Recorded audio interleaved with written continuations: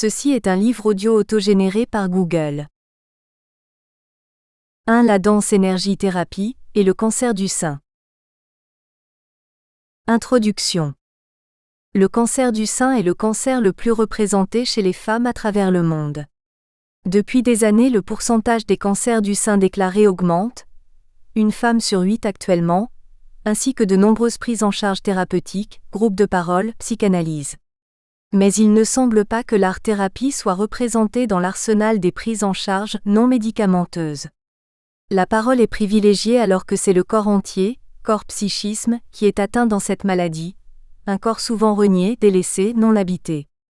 On peut donc penser que des thérapies de réintégration psychocorporelle, telles que la danse-thérapie, pourraient être très utiles en complément aux traitements médicaux, car elles peuvent permettre aux personnes de se soigner dans leur totalité, non seulement d'abandonner leur système de défense, mais aussi de confronter leurs peurs et angoisses et retrouver leur plaisir de vivre à travers le corps. Elles permettent ainsi de se réconcilier avec soi-même. Ma recherche sur le cancer du sein et la danse énergie-thérapie est abordée par une pratique de terrain à travers une thérapie individuelle, appliquée à 2 cas cliniques que j'accompagne depuis un certain temps. Je mentionnerai aussi le témoignage d'une danseuse professionnelle, Sherry Lebeth Davis, qui a subi un cancer du sein et propose, avec ses 2 frères gynécologues, un programme de thérapie par le mouvement et la danse recommandé par la Société américaine du cancer et adopté par plus d'une centaine d'hôpitaux. J'utiliserai donc la danse, le mouvement et la structuration psychocorporelle comme dispositif pour intégrer et harmoniser le corps-esprit mutilé et fragmenté par la maladie, mais aussi par la violence des traitements invasifs, bien qu'indispensables. Je me réfère à l'habituel traitement, couper, empoisonner, brûler, le trio couteau chimio-radio, le fer, le feu, les drogues. La féminité fortement blessée, la maternité mise en danger et l'identité menacée obligent la patiente à prendre conscience de l'importance d'un processus de reconstruction de l'image de soi, pour reconquérir l'estime de soi. Travailler sur l'image de soi pour la femme qui a eu un cancer du sein est une question essentielle pour qu'un processus réparateur s'initie, principalement s'il y a eu l'ablation totale du sein. Celle-ci très agressée modifie le schéma corporel. Il en découle une détresse psychologique ou un évitement qui ont besoin d'être traités, non seulement pour un bien-être dans le présent mais aussi pour prévenir une possible récidive. Des études cliniques auprès de femmes ayant eu un diagnostic de cancer révèlent qu'un programme d'art-thérapie diminue les symptômes de détresse psychologique et améliore la qualité de vie comparativement à des femmes de groupe témoin. Donc l'art-thérapie semble une médiation encourageante pour améliorer le bien-être, favoriser la communication et aider à gérer les conflits émotionnels relatifs au cancer. Ainsi, comment aborder le cancer du sein sans parler d'implications émotionnelles si en fait 70% des cas, Pauvin, 1999, sont reconnus comme liés à des facteurs psychologiques? De plus, beaucoup de femmes atteintes du cancer du sein demandent et cherchent des modèles thérapeutiques plus holistiques. Elles se sentent mieux comprises et mieux accueillies que par des médecins spécialisés en oncologie souvent plus froids et distants. Malheureusement, il y a une difficulté dans le monde médical à reconnaître que le somatique, le psychologique et le spirituel sont 3 dimensions continuellement en interaction avec la réalité totale et unifiée que constitue l'existence humaine et plus particulièrement, celle de la femme atteinte de cancer du sein. C'est également par ce manque de compréhension holistique que le milieu médical n'emploie pas ou peu d'art-thérapeutes dans ses hôpitaux ou cliniques. C'est une problématique à considérer. Même si le domaine médical démontre une certaine ouverture d'esprit en observant que le cancer du sein peut être lié à des facteurs psychologiques, il ne possède pas pour autant les savoirs indispensables pour approcher la question de la totalité soma-psycho-spirituelle tellement nécessaire à une personne mutilée et fragmentée dans son corps et son esprit. Le lien entre le sein, la féminité et la maternité n'est-il pas suffisamment clair? Est-il possible d'extraire la personne humaine de son milieu familial, social et culturel? Un jour peut-être, on montrera qu'une partie des différences enregistrées dans les statistiques concernant l'efficacité des traitements résident dans des facteurs psychologiques actuellement négligés par le corps médical. On évitera alors de stresser et d'angoisser les patients, et on veillera à les accompagner avec empathie et optimisme. La Danse Énergie Thérapie peut apporter une réponse aux femmes qui ont souffert ou souffrent d'un cancer du sein car elle restaure l'image du corps, améliore l'image de soi en prenant en compte la question de la totalité soma-psycho-spirituelle, en combinant les expériences kinesthésiques et les théories psychologiques. Elle vise la conscience de soi et la libération de tensions et de blocages inscrits dans la mémoire du corps. C'est par la conscience du corps, qui est le point de départ de mon travail de danse énergie thérapie, DET, que l'on peut accéder à la conscience de soi et par conséquent des autres et du monde environnant. En travaillant sur le corps global, sur un psychisme incarné, la DET invite la participante à exprimer ses émotions et à les intégrer à son corps, renforçant l'estime de soi, stimulant sa créativité. Cela lui permettra de se connecter à son essence et l'aidera ainsi dans son processus de guérison ou reconstruction. Sachant que l'exercice physique apporte une contribution primordiale à la santé et au bien-être, et étant donné que la sédentarité est l'une des causes qui interviennent dans le déclenchement du cancer du sein, pourquoi ne pas choisir la DET, en considérant que celle-ci a des atouts qu'un simple entraînement physique mécanique n'a pas. En effet, par le biais de la conscience, le travail corporel a le pouvoir de réhabiliter un corps total, unifié et disponible. Atout important pour une femme qui a vécu une mutilation physique et psychique. La DET offre aux patientes la possibilité d'exprimer leurs émotions souvent refoulées, de peur, d'angoisse, de colère, mais aussi de joie, de spontanéité, liées au plaisir que la dimension ludique dans la danse éveille. La danse énergie thérapie ayant un effet positif sur la qualité de vie, peut également réduire leur stress et leur fatigue engendrée par le cancer. Enfin, celle-ci va leur permettre également de reprendre contact avec leur aspect féminin et maternel, d'intégrer leur corps à leur affectivité, privilégiant l'expression artistique dans le travail clinique développé en empathie avec le thérapeute. Cette recherche s'adresse en premier lieu, bien sûr, aux patientes qui sont en phase de reconstruction après un cancer du sein, mais également au milieu médical oncologiste dans la perspective d'une prise de conscience de l'être humain comme un tout indissociable qui a besoin d'être traité comme tel, dans sa globalité. La DET intègre ces dimensions psyché et soma. Envisager un atelier de DET en service de médecine oncologique pour des femmes ayant vécu un cancer du sein serait une très grande aide à ces patientes et favoriserait l'expansion d'un nouveau domaine thérapeutique. 1. Le cancer du sein, mutilation, fragmentation. La problématique d'une médecine technico-scientifique pour le cancer du sein. Les femmes atteintes du cancer du sein souffrent de plusieurs mutilations psychologiques et physiques durant les différentes étapes du traitement. Le diagnostic, les thérapies appliquées, la chirurgie, la chimiothérapie, la radiothérapie et la période post-traitement. L'annonce en elle-même est un traumatisme, une double agression, celle de la maladie et celle de la chirurgie.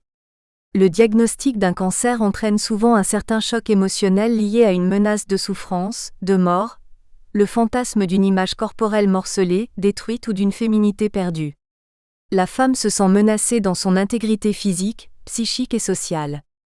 Malheureusement, la manière dont souvent est faite l'annonce par le médecin est plutôt anxiogène et parfois indélicate, ce qui ne permet pas d'instaurer une relation de confiance avec la patiente. Est-ce un problème de formation professionnelle médicale qui sépare clairement l'objectivité de la subjectivité, ou de limites personnelles qui a des difficultés à se confronter aux aspects sombres de la vie, comme la souffrance et la mort, ou encore serait-ce une pudeur vis-à-vis du patient de partager une intimité psychique? Christina, une cancérologue qui a été atteinte du cancer du sein, nous donne son point de vue. C'est probablement la peur qui nous incite à utiliser un vocabulaire guerrier. Avant de tomber malade, je ne réalisais pas combien les mots que nous prononçons sont effrayants. J'imagine les ravages qu'ils provoquent dans l'inconscient de nos patients. Nous sommes mal préparés à affronter la souffrance. Nous avons tellement peur de nos propres émotions qu'inconsciemment, nous ne laissons pas de place à celle de nos patients. Nous évitons la véritable rencontre, celle qui soulage et guérit en profondeur. Nous nous protégeons en permanence. Il serait donc important de penser non seulement en compétences scientifiques de la part des médecins, mais aussi relationnelles et éthiques. La problématique est de constater que le système médical technico-scientifique éprouve une grande difficulté à aborder une pathologie, spécifiquement le cancer du sein, dans une perspective globale, qui peut intégrer sa dimension psychique à sa dimension corporelle. À partir de cette problématique, il est clair que les propositions thérapeutiques suivront la même direction. Traiter un trouble organique, la partie du corps malade, l'objet, et non la personne malade, sujet. La science moderne s'occupe de guérir le corps. Les techniques utilisées sont des plus modernes et des plus sophistiquées. Est-ce parce que les progrès dont nous bénéficions tous sont avant tout basés sur une logique technico-scientifique qui nécessite d'objectiver le corps, de le morceler, de le séparer et ainsi d'opposer le psychique et le somatique? On en vient à oublier que vouloir guérir, c'est aussi rechercher une certaine unité car l'intelligence et l'affectivité ne sont pas séparées. Les moyens de prévention et de communication sont des plus accessibles. Mais on traite la maladie plutôt que l'être malade, ou sinon on sépare le traitement organique du psychique. Le premier se traite par des médicaments, et l'autre par diverses approches psychologiques qui sont majoritairement psychanalytiques. C'est comme si l'être humain vivait deux réalités séparées, une dichotomie encore présente, corps-esprit, où le somatique, le psychologique et le spirituel sont dissociés et ne forment pas une totalité unifiée. Medard Boss, médecin et psychiatre qui a introduit la médecine psychosomatique, dit que Freud aurait divisé cette unité d'être dans le monde en trois unités séparées, soit le psychique, le corporel et le monde extérieur. Dans la perspective de Boss, le corps ne fait qu'actualiser ce qui est vécu existentiellement. À partir du témoignage de deux de mes patientes et de la plupart de ce que j'ai lu, il y a une difficulté évidente, dans le monde médical, à reconnaître que le somatique, le psychologique et le spirituel sont trois dimensions continuellement en interaction avec la réalité totale et unifiée que constitue l'existence humaine. On continue à séparer la personne humaine de son milieu familial, social et culturel, et de ne pas percevoir un lien entre le sein, la féminité et la maternité. Bien sûr qu'il existe des implications émotionnelles si, comme le dit le Dr Pauvin, 70% des cas sont reconnus comme liés à des facteurs psychologiques. Aujourd'hui, beaucoup de femmes atteintes du cancer du sein demandent et cherchent des modèles thérapeutiques plus holistiques, car elles se sentent incomprises et mal accueillies par des médecins spécialisés, souvent froids et distants, comme ça a été le cas de deux de mes patientes. Devant une telle évidence, comment ignorer la problématique d'une médecine technico-scientifique face au cancer du sein? Des générations de praticiens ont ainsi été formés à s'inquiéter des maladies et des principes qui les définissent, plutôt que des personnes qui les subissent. Bien sûr que la restitution d'un sein par une chirurgie esthétique est importante, mais ne soigne pas une amputation psychologique, ou du moins le fait partiellement.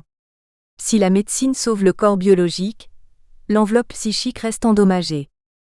Comment imaginer qu'un bon médecin ne doive pas aussi être un bon thérapeute?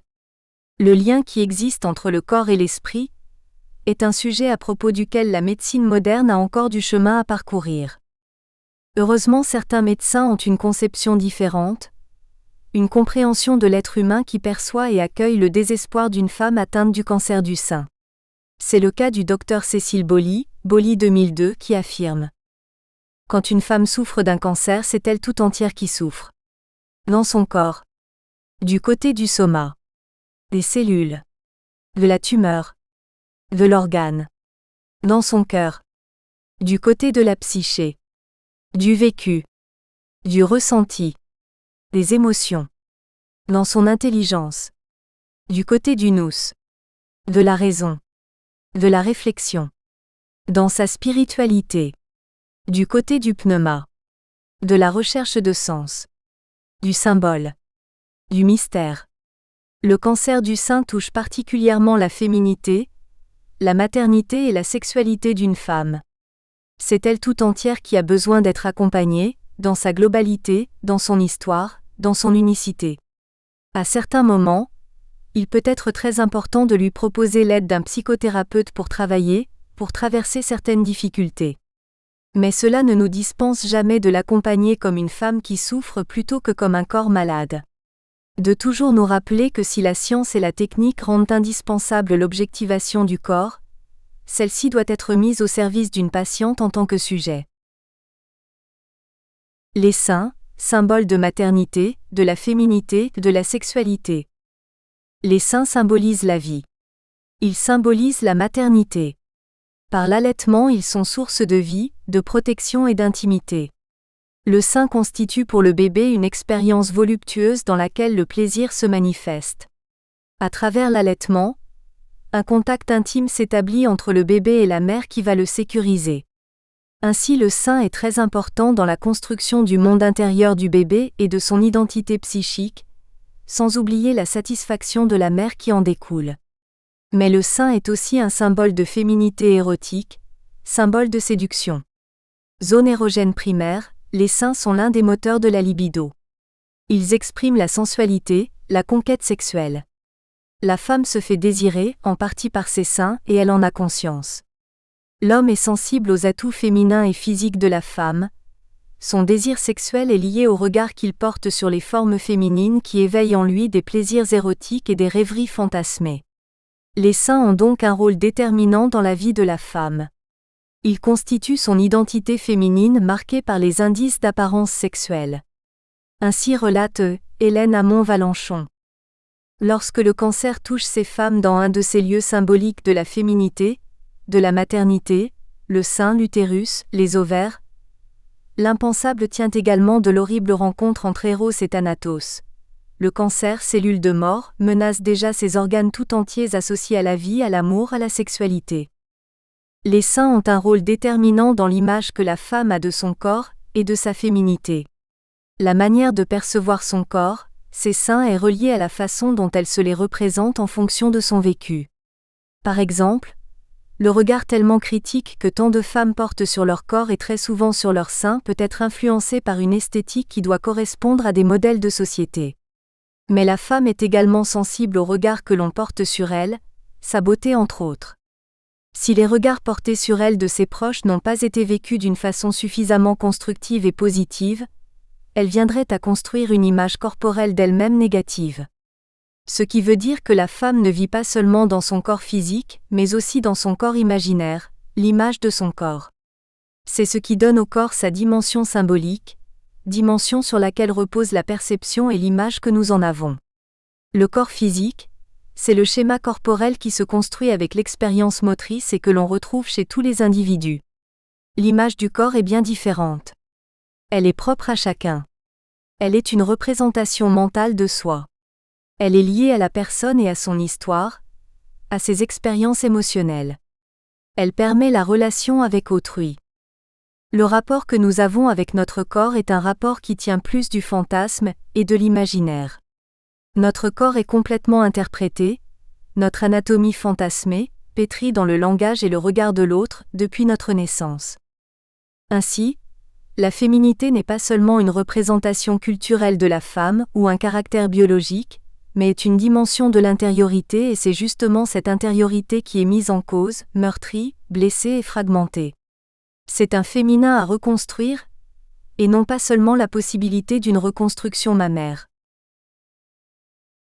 Les effets agressifs des traitements. Nous allons observer maintenant l'impact des traitements du cancer du sein, non seulement sur le corps physique, mais aussi sur l'image de soi. Les plus agressifs sont clairement la mastectomie et la chimiothérapie. La mastectomie en fonction de l'ablation totale et la chimiothérapie pour divers effets qu'elle occasionne. En premier lieu, la mort de beaucoup de cellules même non cancéreuses, des nausées, des vomissements, de la grande fatigue et le pire pour l'orgueil de la femme, la perte de ses cheveux. Perdre ses cheveux, se retrouver tout à coup avec une tête de poussin déplumée, est affolant. On se sent ostracisé comme ces lépreux d'autrefois, qui devaient agiter une clochette pour éloigner les passants. Il y a aussi la radiothérapie qui présente certains effets secondaires non négligeables à mentionner par ses conséquences aussi agressives, comme des problèmes cutanés de dermite qui se manifestent par un œdème, de la fibrose ou de la nécrose du tissu adipeux. Voici en quelques mots, comment peuvent être ressentis les effets de la radiothérapie par une patiente.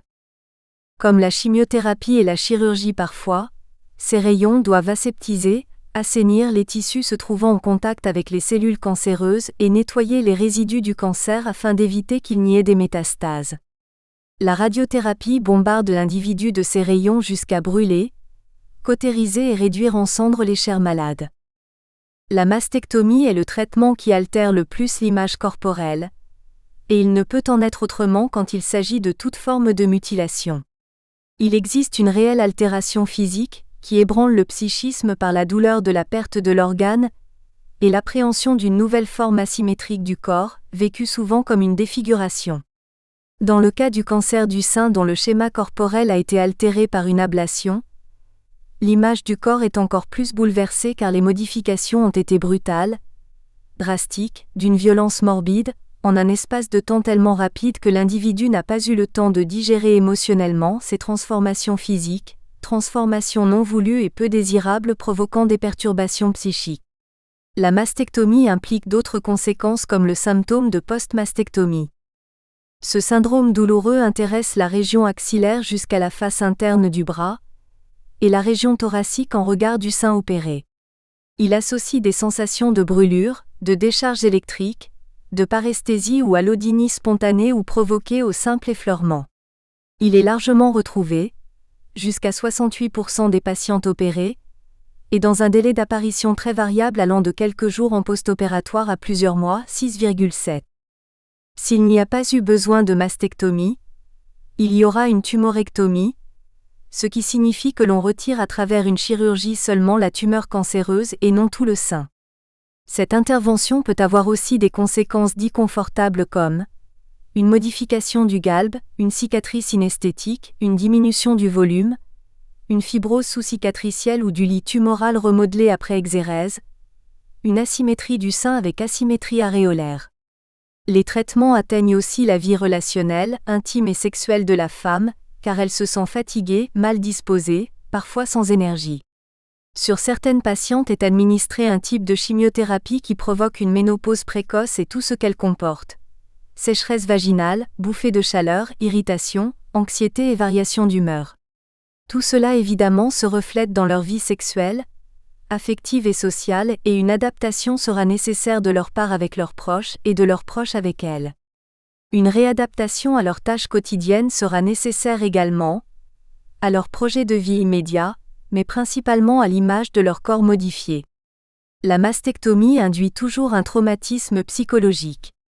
Toutes ces femmes passent par un processus psychologique douloureux appelé travail de deuil. La perte du sein représente une menace sur leur identité féminine. Comme les seins sont un organe externe, donc apparent, l'image de la féminité projetée par la femme atteinte d'un cancer lui semblera affectée. Est-ce que je vais encore me sentir femme après cette intervention ? Est-ce que je serai désirée par mon partenaire, par un homme ? Ce sont des questions que se posent beaucoup de femmes et qui génèrent une grande anxiété et aussi un sentiment d'incapacité, de honte du corps, de culpabilité. Pourquoi moi ?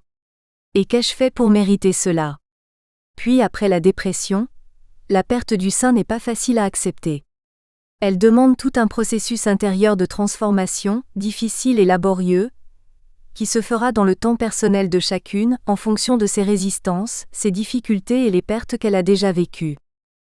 Quel que soit le type de chirurgie, le résultat esthétique n'est pas toujours celui attendu.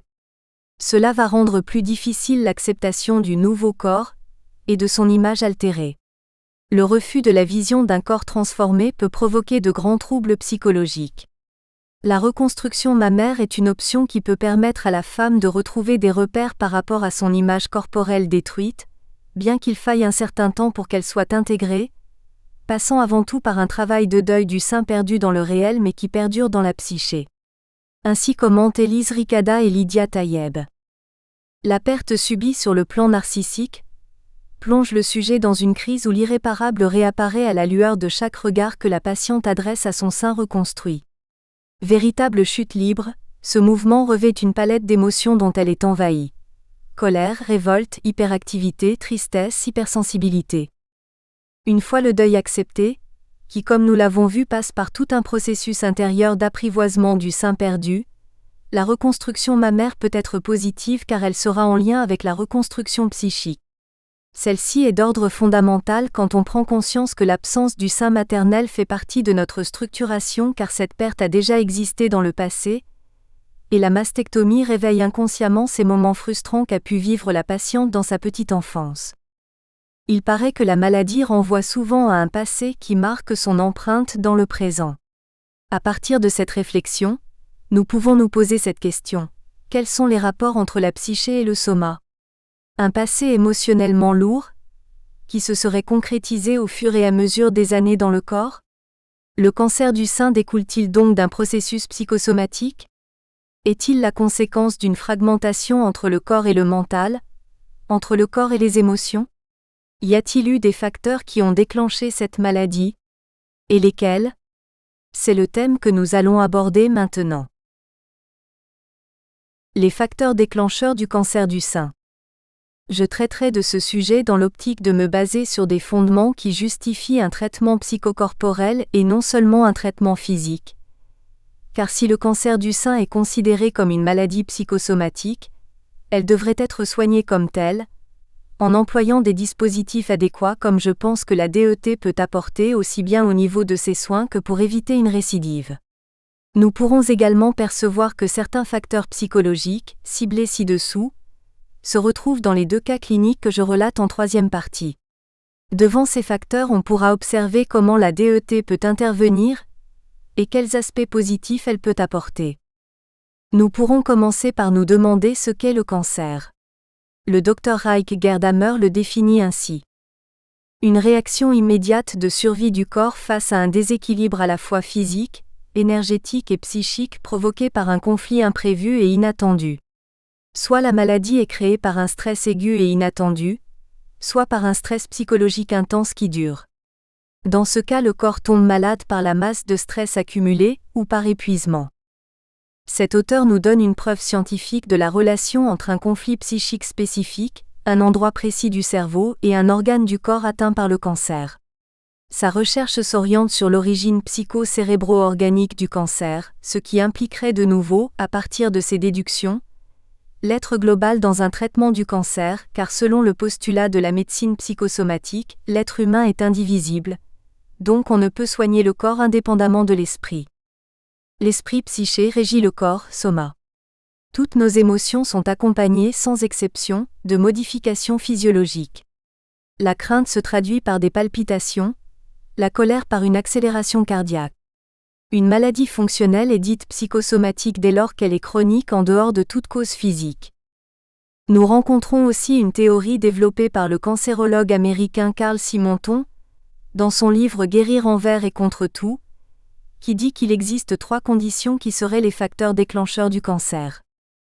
La pollution extérieure, mauvaise hygiène de vie, mauvaise alimentation, activité physique insuffisante, repos insuffisant. La pollution intérieure, pensées et émotions négatives. Le facteur génétique. Il dit qu'il faut 2 de ces conditions pour déclencher le cancer. Il rajoute que le processus de la maladie suit 5 étapes. -1. Épreuve et expérience d'enfance aboutissant à la décision d'être un certain type de personne. -2. L'individu est ballotté par un ensemble d'événements stressants de la vie. -3. Ces stress créent un problème auquel l'individu ne sait pas comment faire face. -4. L'individu ne voit aucun moyen de changer les règles, ni comment il doit se comporter. Ainsi il se sent piégé et incapable de solutionner le problème. -5. L'individu met une distance entre lui et le problème et devient statique, rigide. Nous aborderons maintenant et successivement ces 3 facteurs déclencheurs de la maladie, ciblés par le Dr Carl Simonton. La pollution extérieure. Mauvaise hygiène de vie. Pour plusieurs des femmes rencontrées en effet, et pour de nombreux cancéreux en général, le cancer serait la conséquence d'une vie actuelle et urbaine malsaine qui génère des pathologies et détruit petit à petit l'équilibre entre l'homme et la nature. Stress, pollution, alimentation, souffrance au travail qui sont alors désignés comme agents pathogènes. Le cancer serait une maladie de l'individu, dans son rapport au social. Nous savons aussi que l'alimentation joue un grand rôle pour la manutention d'une bonne santé. Malheureusement, le monde d'aujourd'hui contribue très peu à cet équilibre. Les fruits et légumes contaminés par des pesticides, les viandes remplies d'hormones et les produits industrialisés saturés de conservateurs chimiques. Les éléments de la nature suivent aussi le même profil. L'air pollué, les mers, les fleuves et les rivières victimes d'écoulements de produits toxiques. Bref, rien de très sain pour la santé, voire même dangereux. Nous ne pouvons pas oublier non plus la pilule contraceptive pour les femmes qui s'avère, après des années d'utilisation sans souci, menaçante pour l'équilibre hormonal. Enfin, pour conclure, Nous espérons que vous avez apprécié cet aperçu. Pour continuer à écouter ce livre audio sur Google Play Livres, utilisez le lien dans la description de la vidéo.